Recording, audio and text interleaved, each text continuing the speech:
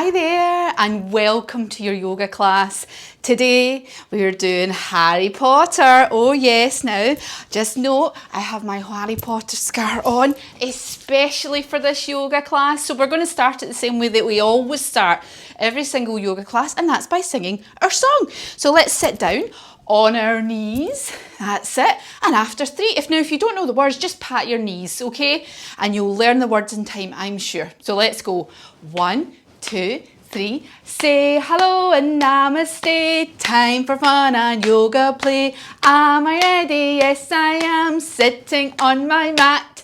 Well done. And now we get out our little friend who watches every single yoga class that we do.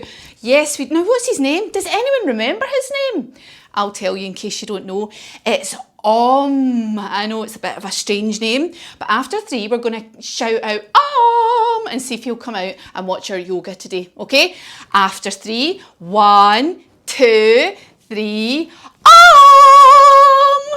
That's it. Now here he is in his little sleeping bag. This is where he loves to sleep, and he loves it because it's so sparkly. Here he is, and he's going to say a quick hello. He loves it, and he loves Harry Potter as well. Oh yes, he really loves Harry Potter. So let's pop him on his own little yoga mat right here, and he's going to watch all our magical antics today. Now let's sit down on our bottoms and say our magic yoga word so that we can start our lovely yoga story today. One that you might know, I think a few of you anyway.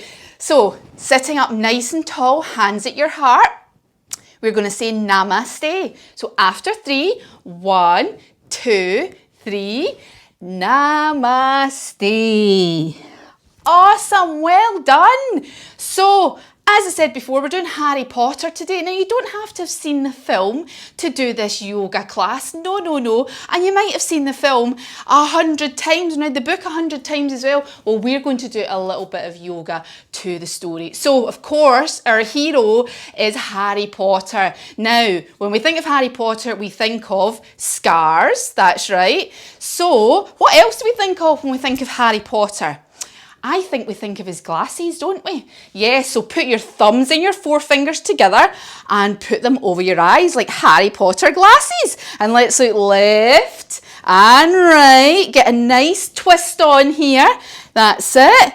Lovely. Now, the story starts, it doesn't start very happily, does it? It starts with him living in a house with his auntie and uncle who don't really like him very much, do they? So let's do house pose first of all. That's it. Feet nice and wide, hands right up, just like the point of a house. He lives in Privet Drive with his auntie and his uncle, and he's not so nice cousin either, does he? I mean, they don't really like him, and they're not very kind to him. They even make him sleep in a cupboard under the stairs. So we're going to tuck up as if we're sleeping under the stairs. So come down to your knees, just like this, bottom back to your heels, and put your head down and tuck up and be as quiet as a mouse.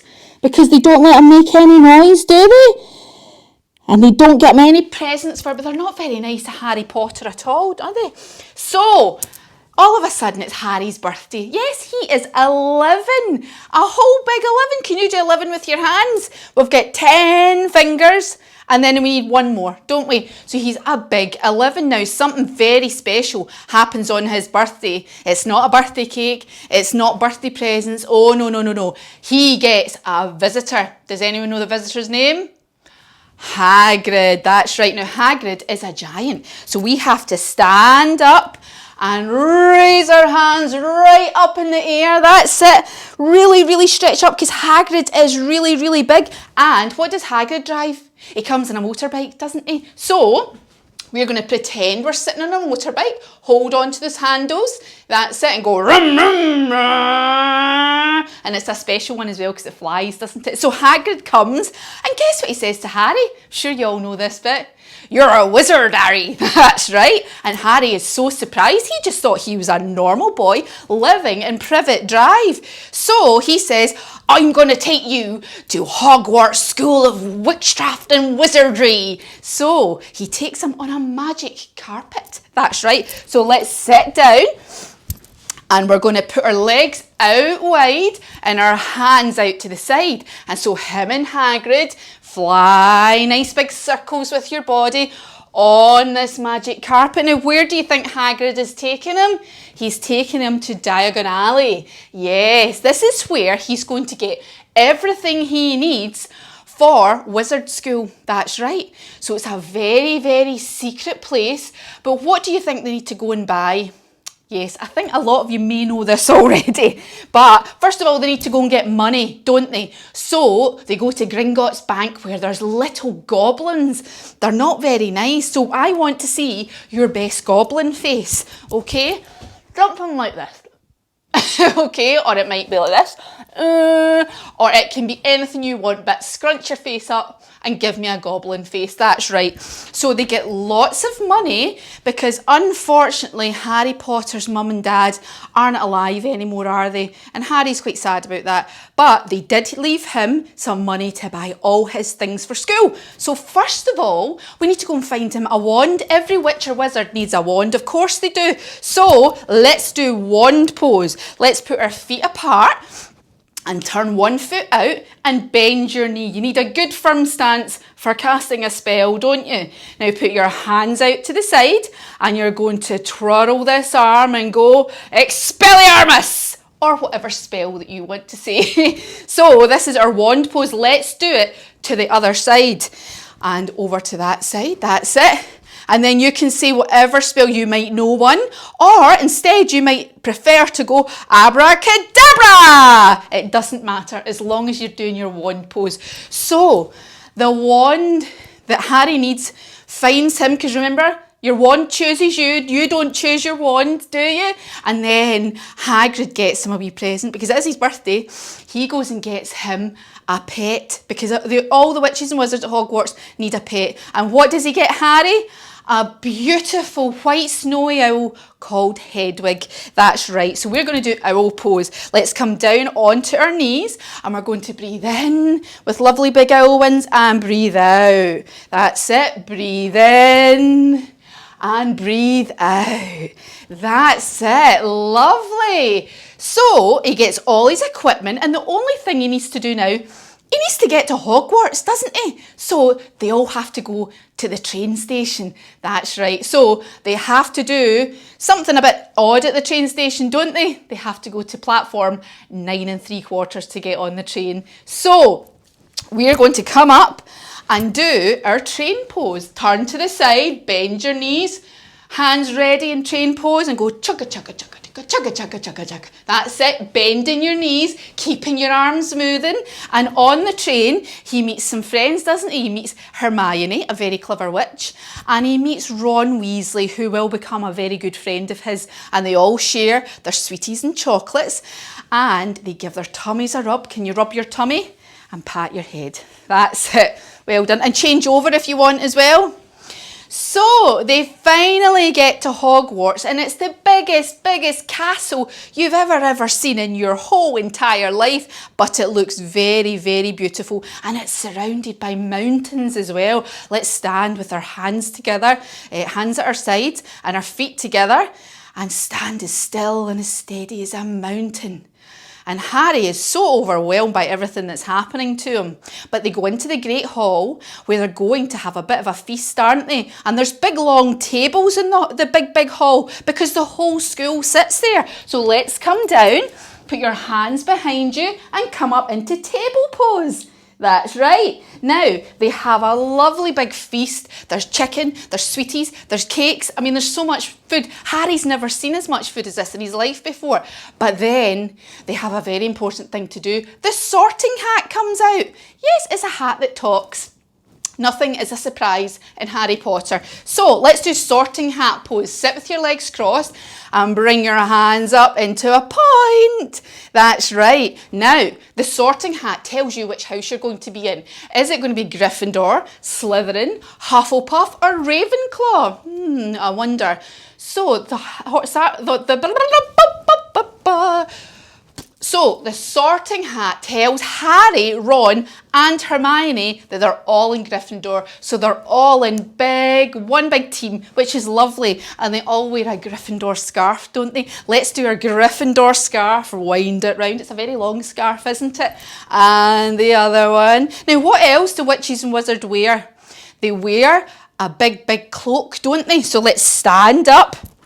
That's it. Hands to the side and do a big cloak, because when you turn around it gives a big swish, doesn't it? Now, at Hogwarts they do loads of super cool lessons, yes. I think they probably do maths and English and spelling, but they also do broomstick flying, oh yes. And the broomstick that they all want is the Nimbus 2000, oh it is indeed. But they have to make do with their own broomsticks just now. So let's do broomstick pose. Coming down onto your front. You're going to stretch your hands out right in front of you, lift your feet off, and if you can, lift your hands off in a broomstick pose. That's it. And when you're on your broomstick, you go flying high above, don't you? So we're going to do flying pose as well. So standing on one leg, hands out to the side. Let's see, can you stand on one leg and lean forward? Flying above the sky, okay? You can hold on to do that one as well. And let's do the other side. Oh, it might be a bit wobbly. You can use your mummy or daddy or anyone in the house to hold on to if you want, because it's very hard balancing on one leg, probably just as hard as flying, I would imagine. So they have broomstick lessons. They also have potion lessons. Of course, you've got to know how to make a potion if you're a witch or a wizard. So let's sit down. That's it. And it's horrible, Professor Snape, isn't it? Can we do a Professor Snape face? He's never happy, is he, Professor Snape? So we're going to make a potion just now. We're going to put our hands forward and our legs out wide and point your toes up to ceiling. We're going to turn around. Now, you can put anything you want in your potion, but I'm going to put in some frog's legs. Yes, putting in some frog's legs. Then coming round. Then I'm going to put in maybe some slime. That's it. Now, anything else? Let's turn round. Let's put in some mud, I think, as well. Why not? And then one more thing. I think maybe some, what do you think? What's maybe some slugs? So we put in some slugs. And no pets or animals were harmed during the making of this potion, I promise you. So we are going to stir it now. So let's get your big stirring spoon and stir it, stir it, stir it. Other way, stir it, stir it, stir it. Wonderful. So Harry is actually having quite a good time at Hogwarts, but there is a baddie, isn't he? He's the one who should not be named, but we know his name is Voldemort. Oh yes, Voldemort's not very nice at all, no. And I think he's maybe got it in for Harry as well. So next they go and visit Hagrid in his little cabin just outside the school. Now Hagrid has got lots of things in his cabin, lots of naughty things that he probably shouldn't have. For example, he has a dinosaur egg, doesn't he? So let's sit down on our bottoms and you can lift your toes off the ground and hug your knees in if you want to, or you can keep your toes on the floor, up to you. There's a wee dinosaur egg, that's right, and he's always up to no good. And he says to them, whatever you do, don't go into the Forbidden Forest. It's scary in there and I don't want you going in there. And they say to him, well, what's in the Forbidden Forest, Hagrid? And he says, well, there's big, massive spiders. As big as your house. That may be slightly, even if we're not scared of spiders, that would be slightly scary seeing a big massive one. So let's do spider pose. Let's come down with your feet apart. Now see these hands? They go on the floor like wee spiders and they scuttle round the back of your feet and you're in spider pose, just like this. Now you can move side to side, you can put your feet closer together, but just be careful, okay? And something else that lives in there are hippogriffs. Does anyone know what a hippogriff is? Well, a hippogriff is a mixture of two animals, isn't it? The first animal is an eagle. So we're going to do eagle pose. We're going to stand up nice and tall, cross one leg over. That's it, as if you're crossing your legs like this. And we're going to see if we can cross our arms over and twist them up. And this is an eagle pose. That's right. Just like adults doing yoga as well. And it's called an eagle pose in adults yoga too. So let's do the other side. You're just going to bring that foot over, okay? Cross your arms the other way, bend your elbows and tie your arms up in a bit of a knot. Or if easier, you can stand like this. That's absolutely fine. So an eagle, and what did we say? A horse. So let's do horse pose. Let's come down on our knees, one foot forward, hands up like big ears and go. That's it. And then to the other side. Lovely. And the hippogriffs are really very, very nice, but you've got to make them like you first, haven't they? So Harry Potter realises that Voldemort is after the Philosopher's Stone and he's going to use it for evil, evil things. So he needs to stop him finding it. So he needs to find it first, doesn't he? Now, to help him on his quest of finding it before Voldemort, his mum and dad had left him a present a long, long time ago. Does anyone remember what it is? It was an invisibility cloak, and every time Harry puts it on, it means he can sneak around the school, doesn't it, without anybody seeing him. So let's put our invisibility cloaks on. Do you want to do that? So let's crouch down, okay, and you're going to pick up your imaginary cloak and you're going to lift it up and put it over your head. And can we still see you? You might have an actual blanket there, you might not. And then take it off again and crouch right down again. Did I go away? Maybe mine works really, really well. So they have a look around the school, and whilst they're looking around the school, they find a three-headed dog. That's right, the one, what does Hagrid call him? He calls him Fluffy. So let's do dog pose, onto our hands and knees, bottom up, that's it.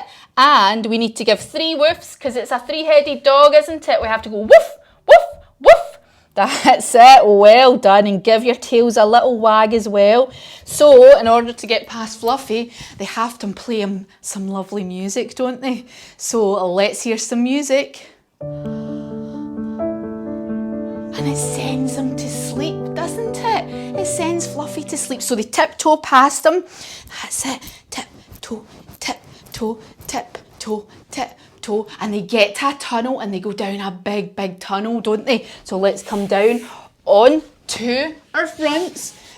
Top of your feet on the floor and tunnel through. That's it. Tunnel, tunnel, tunnel. That's it. And Harry Potter ends up face to face with Voldemort. Yes, Voldemort doesn't look very nice at all and he's very evil. So they have to have a big fight. They play a big game of chess and there's a few spells cast as well. So do you remember how to cast a spell? You put your legs apart, one foot out, bend that knee, that's it. And give us a spell. Bring! Or whatever one you want. Expelliarmus. Expecto Patronum, it's up to you. Bend the other knee, arms out, that's it, and go abracadabra. It can be anything you want at all. So after they have their battle, Harry Potter manages to defeat Voldemort and gets the Philosopher's Stone, doesn't he? So let's stand and put our hands out to the front, hold our stone. That's it, and they put it away very, very safely, don't they? They put it away in Gringotts Bank. And for the moment, Harry Potter and all his friends live happily ever after. So after all that, he's a little bit tired. So he's going to have a little bit of a rest. So let's all lie down on the floor. That's it, with your feet out wide and your hands out wide as well.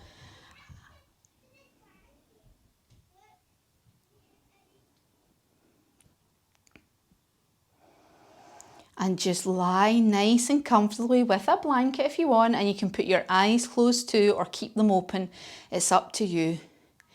And we're going to sit here and think about Hedwig, that lovely owl, and think about her flying through the sky and how nice and soft her feathers are and how nice and slowly she's gliding through the air and how nice and peaceful it is up here as well.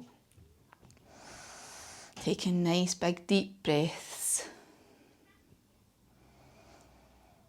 Imagining yourself in the starry sky, looking down on Hogwarts from up above.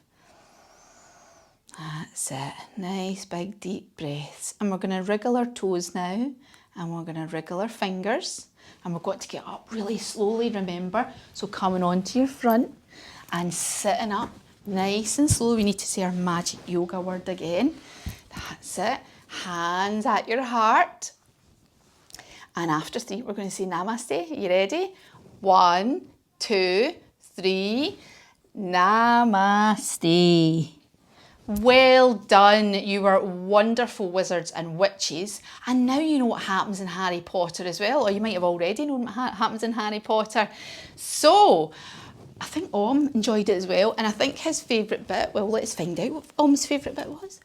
I thought it was the 3-headed dog. Of course it was a 3-headed dog, that's right. He's only got 1 head, but this dog had 3 heads and it wasn't scary to him. No, it wasn't. Apparently not. So, I hope you enjoyed your yoga class and we will see you again next time for another yoga class. See you later.